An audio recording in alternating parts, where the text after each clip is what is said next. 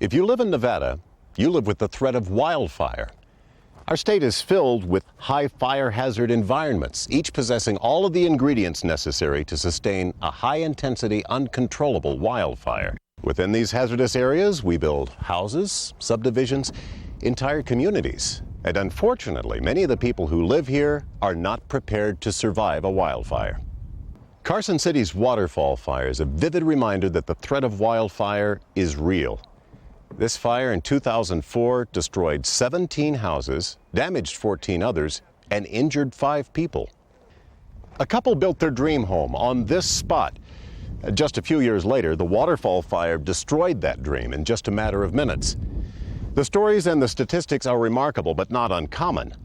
Wildfires strike every year, and Carson City is not unique. Fires of this type can happen elsewhere in Nevada.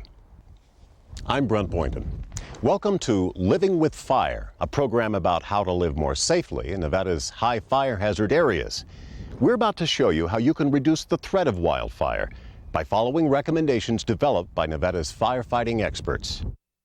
If you live next to or near land with cheatgrass and weeds, sagebrush, pinyon juniper woodland, manzanita and other Sierra shrubs, or Jeffrey pine, then you need to watch this program. All these types of vegetation burn easily, and there's a significant chance wildfire will threaten your home. Watching this program just might save your home and even the lives of your family during a wildfire. We're going to show you what to do in 3 stages: before a fire occurs, during a fire, and after the fire. First, we'll discuss things homeowners should do before a wildfire breaks out, things you can do now before the danger is imminent. Did you ever wonder why some houses survive a wildfire while others are destroyed? Investigators have found that house survival during wildfire is not random, miraculous, or dumb luck. Rather, it's how the house is built and the characteristics of the adjacent vegetation that usually determine which homes burn and which survive a wildfire. These things are all the homeowner's responsibility, and they can all be done before the fire starts. This house is an excellent example of a homeowner taking action to protect his home before a wildfire occurs. Originally, this house had a wood shake roof and overgrown flammable vegetation. Sometime before the fire, this homeowner changed the roof to fire-resistant tile and cleared away the dangerous brush. He added a deck, but enclosed the underside to reduce the fire risk. The actions this homeowner took before the fire improved the odds that this house would survive. Our before the fire recommendations are presented according to 3 zones: the built zone, the defensible space zone, and the access zone. Built zone recommendations pertain to house construction and maintenance. Defensible space zone recommendations concern the management of vegetation growing near the home. And the access zone recommendations provide suggestions that help emergency responders locate your home in a timely manner. Before we talk about making your home more fire safe, we need to understand the threat of wildfire. A wildfire will threaten your home in 3 ways: contact by flames, radiated heat, and flying embers. Contact by flames is probably what most people envision when they think of wildfires threatening homes. This occurs when a fire burns close enough to the house that flames touch and ignite the home. Radiated heat is produced by invisible electromagnetic waves. They travel out in all directions from a flame. When a house receives enough radiated heat for a sufficient time, it will ignite without flames ever touching it. Sometimes radiated heat can break windows and let burning embers get inside the house. Radiant heat melted the vinyl siding on this house. Flames never touched it. But most homes are destroyed because of flying embers. During a wildfire, pieces of burning material such as branches, pine cones, and wood shakes from a burning roof can be lofted high into the air and carried hundreds of feet to more than a mile from the actual fire. Burning embers can also be carried by wind and fire whirls. If these burning embers land on easily ignitable materials such as wood shake or shingle roofs, leaves and rain gutters, dry weeds, trash, or wood piles, a new fire can start. Our built zone recommendations are designed to make the house harder to ignite. If a house never catches fire, it can't burn. Houses with wood shake or shingle roofs are much more likely to be destroyed during a wildfire than homes with a fire-resistant roof. If you have a wood shake or a wood shingle roof, you really ought to consider replacing it with a roof made of fire-resistant materials. They include cement shingles, like this roof, composition shingles, tile, and metal. Regardless of the type of roof you have, keep it free of fallen leaves, needles, and branches. Rain gutters don't just collect falling water. They also trap flying embers. Always keep your rain gutters free of leaves, needles, and debris. Check and clean them several times during fire season. Vents are potential entry points for flying embers. Embers were able to start a fire inside this house by getting in through an unscreened attic vent. All vent openings need to be covered with 1/8 inch or smaller non-corrosive wire mesh. The ability to close vents is also a good feature. Do not use fiberglass or plastic mesh because they can melt or burn. Wood products such as boards, panels, and shingles are common siding materials, but they're combustible and they're not good choices for fire-prone areas. Non-combustible siding materials such as stucco, brick, and cement board are better choices. As wildfire approaches, heat can be trapped under overhangs. Cover the underside of eaves with 1/2 inch plywood or similar material. The underside of the deck should also be enclosed with fire-resistant materials. At the very least, cover it with 1/8 inch wire mesh. Keep this area free of all easily combustible materials such as leaves, firewood, and debris. Windows are one of the weakest parts of a house. Windows usually break before the house ignites. This allows burning embers and heat to get inside the home, which may lead to internal ignition. Single-paned and large windows are especially vulnerable. In high fire hazard areas, install windows that are at least double-glazed or tempered glass. Windows with aluminum frames and sashes are better choices than those using wood or vinyl. Chimney and stovepipe openings should be screened with 1/2 inch or smaller non-combustible mesh or an approved spark arrestor cap. Keep the porch, deck, and all other areas of the home free of easily combustible materials like baskets, dried flower arrangements, newspapers, pine needles, and debris. Firewood stacks should be located at least 30 feet from the house. If you stack firewood uphill from the house, make sure that burning firewood can't roll downhill and ignite the home. The term defensible space refers to the area between a house and the oncoming wildfire where the vegetation has been managed to reduce the wildfire threat and to let firefighters safely defend the house. In the event that firefighters are not available, defensible space also improves the likelihood of a home surviving without assistance. Here's how to create an effective defensible space in 6 steps. Step 1. Determine the size of your defensible space.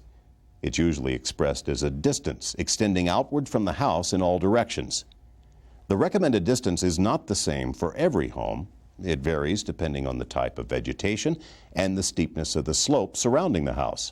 For example, if your house is surrounded by shrubs like sagebrush and it's located on flat terrain, the distance would be 100 feet. Once you know the recommended distance for defensible space, mark it by tying strips of cloth or flagging to shrubs. This becomes your defensible space zone. Step 2. Remove dead vegetation.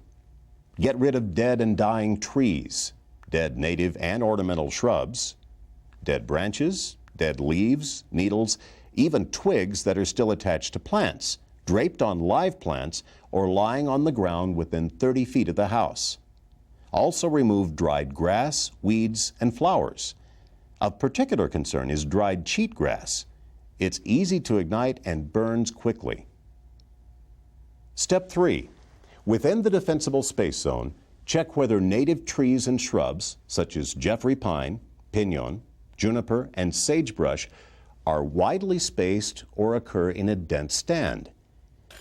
Dense stands of trees and shrubs pose a significant wildfire threat and should be thinned. Shrubs, pinon, and juniper trees should be thinned so that their branches are separated by a distance of at least twice the shrub or tree's height. For large trees like Jeffrey pine, create a separation of 10 feet between branch tips. Step 4. Create a separation between tree branches and lower growing plants. The recommended separation for ladder fuels is 3 times the height of the lower vegetation. Prune the lower tree branches, shorten the height of the shrubs, or remove lower plants. But for the health of the tree, do not remove more than 1/3 of the total branches. Step 5. Create a lean, clean, and green area extending at least 30 feet from the house. The lean, clean, and green area is usually the home landscape. This area often has irrigation available, is planted with ornamental vegetation, and is regularly maintained. Remove most or all flammable wildland plants, such as big sagebrush, bitterbrush, rabbitbrush, cheatgrass, pinon, juniper, and manzanita.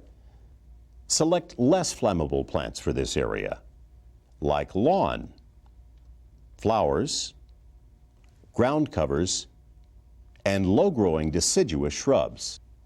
Emphasize the use of hard surfaces and mulches. Hard surfaces include materials like concrete, asphalt, stone, and brick. Mulches include rock and wood. The area within 3 feet of the house is especially critical. Emphasize the use of irrigated herbaceous plants such as lawn, ground covers, and flowers. You can also use rock mulches and hard surfaces within 3 feet of the house. Do not use wood mulches or flammable evergreen shrubs like juniper, mugo pine, or arborvitae in this area. Step 6. Maintain the defensible space area. Plants grow back, so you have to remove and properly dispose of flammable vegetation regularly. Reevaluate your property before each fire season using the previous 5 steps. The final recommendations for before the fire deal with the access zone. The goals of the access zone are to help firefighters locate your house and get there in a timely manner. The home address should be readily visible from the street. The address sign should be made of fire-resistant material with characters at least 4 inches high. Street signs should be posted at each intersection leading to your home. Each sign should feature characters that are at least 4 inches high and should be made of reflective, non-combustible material. Inadequate bridges and culverts may keep fire trucks from actually getting to your home. Ask your local fire marshal about proper bridge and culvert design for your area. Roads and long driveways should be at least 12 feet wide and not too steep. The grade should be less than 12%. Homes located at the end of long, narrow streets and dead ends can discourage firefighters and complicate evacuation. They should have turnaround areas and turnouts that allow two-way traffic. Remove flammable vegetation from both sides of the driveway for at least 10 feet. Overhead obstructions like overhanging branches and power lines should be removed or raised to provide at least a 15-foot vertical clearance.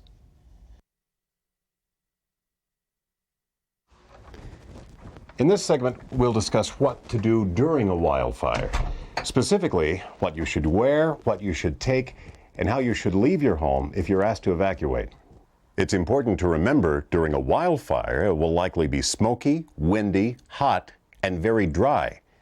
Burning embers may be falling all around you or being blown by the wind or fire whirls. There may be no phone service, no electricity, and little or no water pressure. Here's what you should do if wildfire is threatening your home. Wear only cotton, wool, or leather clothing. Wear long pants, a long-sleeved shirt or a jacket, and boots. Carry gloves, a handkerchief to cover your face, water to drink, and goggles. Keep a flashlight and a portable radio with you at all times. Tune to a local radio station and listen for instructions. If possible, evacuate all family members not essential to preparing the house for wildfire. Make sure to designate a safe meeting place and a contact person. Relay your plans to the contact person. Evacuate your pets. Contact the local Humane Society for pet assistance if you need it. Place your vehicles in the garage, pointing outward with the keys in the ignition. Roll up the windows. Close the garage door, but leave it unlocked. If you have an electric garage door opener, disconnect it so the door can be opened manually. Note that some garage doors may be too heavy to lift manually. Test yours in advance, and if you're unable to open it, leave your car outside in the driveway, facing out instead. You should take several essential items with you.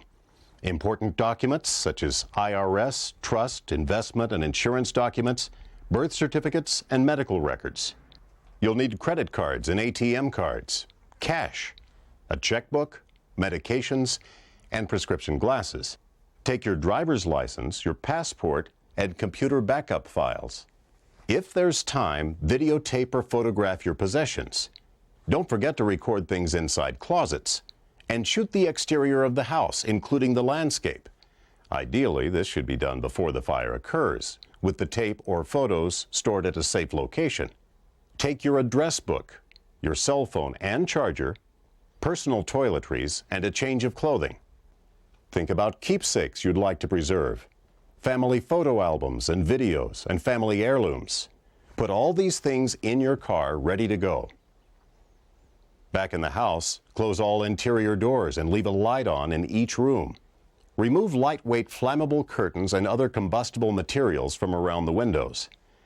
Close fire-resistant drapes, shutters, and Venetian blinds. Turn off all pilot lights. Move overstuffed furniture like couches and easy chairs to the center of the room. Put combustible patio furniture inside the house or the garage.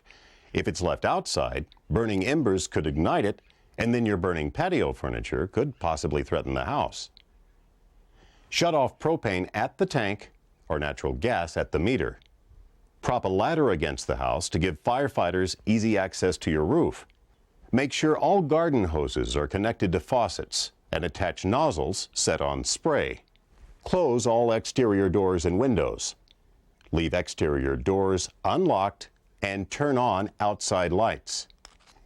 If there's time and you have the materials, cover your windows, attic openings, and vents with plywood at least a ½ inch thick. Wet down wood shake or shingle roofs before leaving. Put trash cans where firefighters can find them and fill them with water. If you have an emergency water source like a pool or a pond and/or a portable pump, be sure firefighters know about it. Make a sign that can be seen from the street. But while you're trying to save your house, remember, nothing you own is worth your life.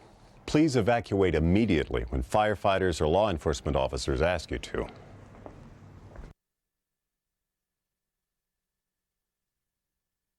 The days, weeks, and months following a wildfire may be very difficult, depending on your loss. For some people, it may just be a matter of cleaning up ash and smoke smell. Others, less fortunate, may need to replace all their possessions and possibly contend with the loss of a loved one. The emotional trauma of a wildfire can be something you never forget. It can be especially challenging for children. Children often perceive things as being worse than they are. Be sure to talk to your kids about the fire and its effects. Also, don't hesitate to ask for counseling from the Red Cross or another disaster relief organization. Our After the Fire recommendations are presented in 3 categories: things to do before you enter your home, more things to do once you're inside your house, and landscape care. If you were evacuated, contact your insurance agent or company to let them know how you can be reached. Keep receipts for temporary living expenses, like motel rooms and meals. Do not return to your home until re-entry is permitted by law enforcement officials. Do not cross a barricade or hazard tape without permission. Be careful when going back into your neighborhood. Charred trees and power poles may be unstable. Fires may flare up without warning. Live power lines may be on the ground. And watch out for ash pits, holes created by burned trees filled with hot ash.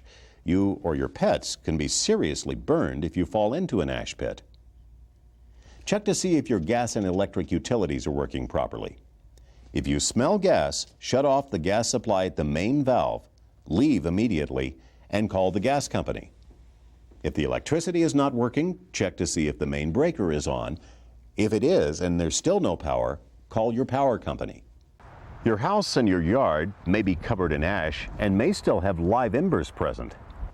Wear the same type of clothing we recommended for the evacuation in the During the Wildfire segment. This time, a dust mask will be especially important. Check for and extinguish any burning embers on the roof, in rain gutters, on the porch, or elsewhere on your property. Check for embers and smoke in the attic and in the crawl space. Check every day for several days. Start a list of things that have been damaged. Damage can occur from fire, smoke, water, and chemicals. Take photographs. Don't throw away damaged belongings or make repairs until you've talked to your insurance company. Do not eat food, drink beverages, or take medicine that's been exposed to heat, smoke, or soot. Smoke can infiltrate cloth and other materials. Using 1 to 2 cups of white vinegar with each load of wash can help rid clothing of that smoke smell. Commercial cleaning may be necessary for your drapes, upholstery, and carpet. Whether fire-damaged trees will survive depends on several factors, including their species, their condition before the fire, and how badly they were scorched. A green or white moist cambium layer beneath the bark is a good indicator that the tree will survive.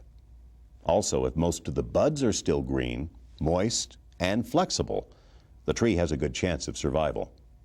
Sometimes it's hard to tell if a tree will survive. In those cases, it may be worthwhile to wait until next spring.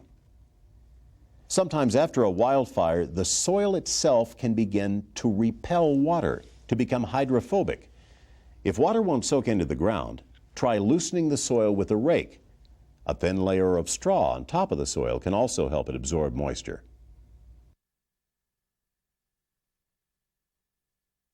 Irrigate stressed plants as soon as you can after the fire. Water the ground under trees for the full width of their drip line, the circumference of their canopy of branches, and for a few feet further. Keep watering until the soil is moist to a depth of 12 to 15 inches. Fire-stressed trees are vulnerable to beetle attack. Look for pink to red colored pitch on the branches. Beetle-infested trees should be cut down and removed. Soil erosion becomes a major concern after a wildfire. Before the fire, fallen leaves and branches and plants with shallow roots help control erosion, but that was all consumed by the fire. If the soil won't absorb water, it will become even more vulnerable. Several techniques are available for controlling erosion, including reseeding, the use of a straw mulch, and felling damaged trees across a slope. Planting of conservation grasses like crested wheatgrass can reduce the fire threat and help control erosion. After the fire, be on the lookout for unfamiliar plants. They could be invasive weeds like Russian knapweed, yellow star thistle, and medusa head. For specific advice on how to care for a fire-damaged landscape, contact your local University of Nevada Cooperative Extension Office or Nevada Division of Forestry Office. Thank you for watching Living with Fire. We hope this program will help you live more safely in Nevada's high fire hazard areas. For more information, log on to these websites: livingwithfire.info, unce.unr.edu, and redcross.org. You can also call your Cooperative Extension Office or your local firefighting agency and request the publication Living with Fire, a guide for the homeowner.